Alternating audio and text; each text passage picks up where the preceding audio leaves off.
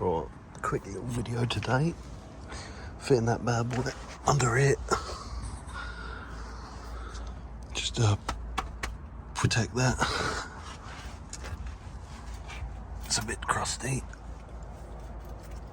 But the front of the sump is actually the lowest point, which is always a brilliant idea. Also you got these here as well. I mean, they're out of the way enough that it shouldn't be a problem, but putting that in place should at least stop rocks and stuff bouncing up and twatting it. So I'll set up a time lapse and start drilling some holes.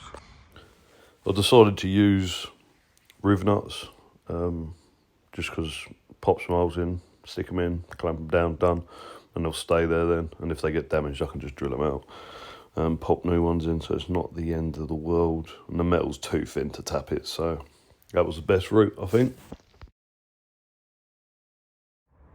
Right, so fixings are in. I'll just bolt it up quickly, see what it looks like.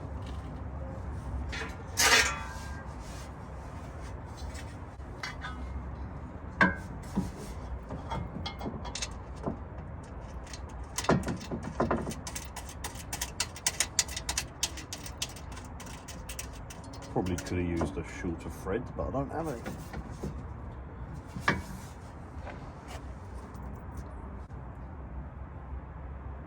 It's quite tight.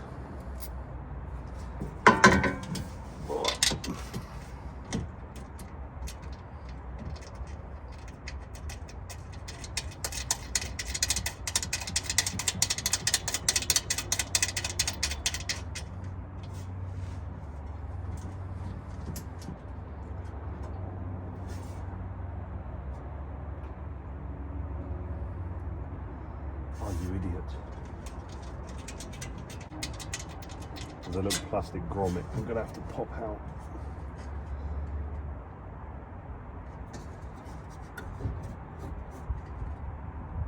I need a screwdriver.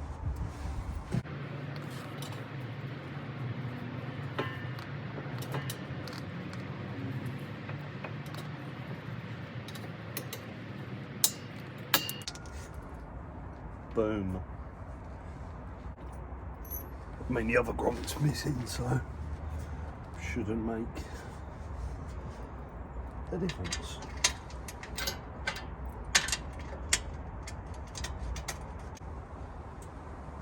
Right, let's get the front ones in.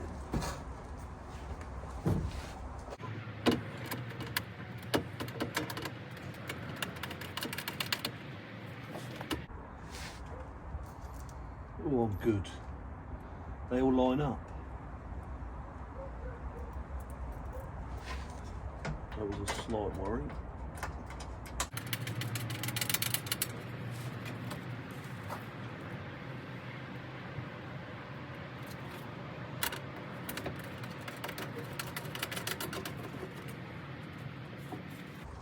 Already pretty solid.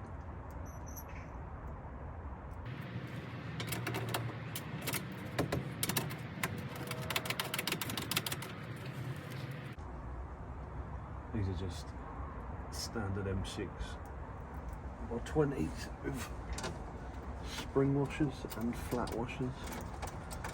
Stop it vibrating itself loose and doing more damage than it's prevented.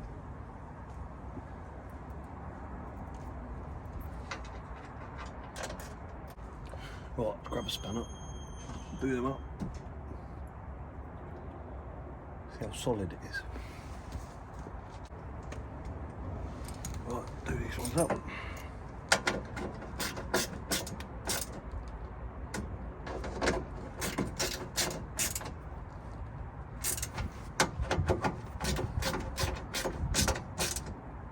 Click, click.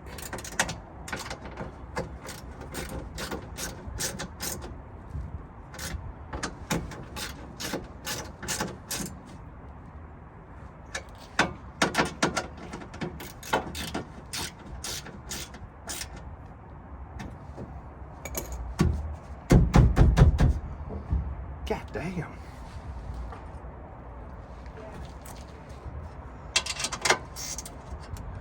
Other way.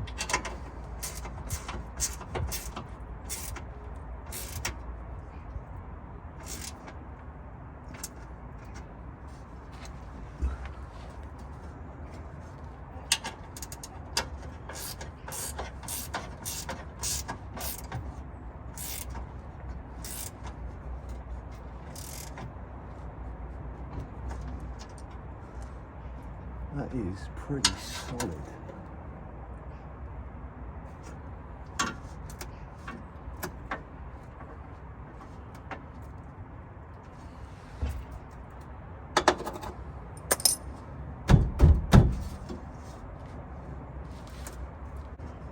I've got maybe 10 mil between the bottom of that. Yeah, I'll get my fingers between it. Between the bottom of the front of the sump. Sweet. So it can take a bit of a hit. But it's all tied into the radiator, bottom of the radiator core. And obviously on the subframe, so see how that goes. I mean, I could put 2 more bolts in there. See how it goes. We've got to do a service on it anyway, so if it looks like it's moved or taken damage, I'll just put 2 more rolls. But for the time being, I think that's pretty fucking solid. Sweet. Job's a carrot. So also, I thought I had a bit of steering play, because these are like steering box and you can adjust them with this. However, I've not got any sort of like real play on this side. If you come around this side,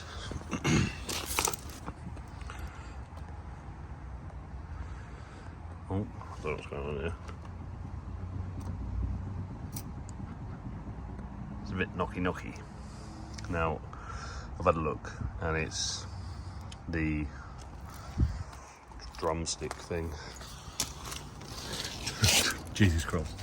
Track rod. This bad boy. It's quite a bit, it's very loose as well. There's no real gubbins in it, but it's this one that's knocking, and that one is slightly knocking, so you can buy a whole kit which replaces the ball joints on this bar, which connects to the other side. So I think I'll just replace all of that for the steering. I'm not too worried about the arms. They're in reasonable condition considering its age. I don't know when they've been replaced, but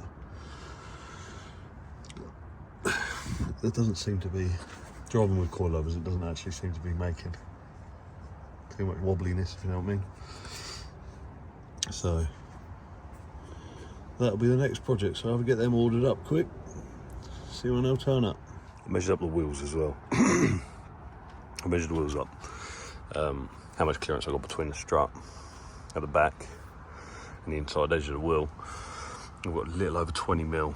Now the wheels I want to get are 8.5 J fronts, ET20, so these are still ET20, but they're only 7J, so I'll have 19.1 mil of inset, I think. So I should just have enough. I may have to put a small spacer in, just to give myself extra clearance depending on tyres I run, but as it stands, they should fit on the front. And the backs are getting 10J ET20, but there's fucking loads of room.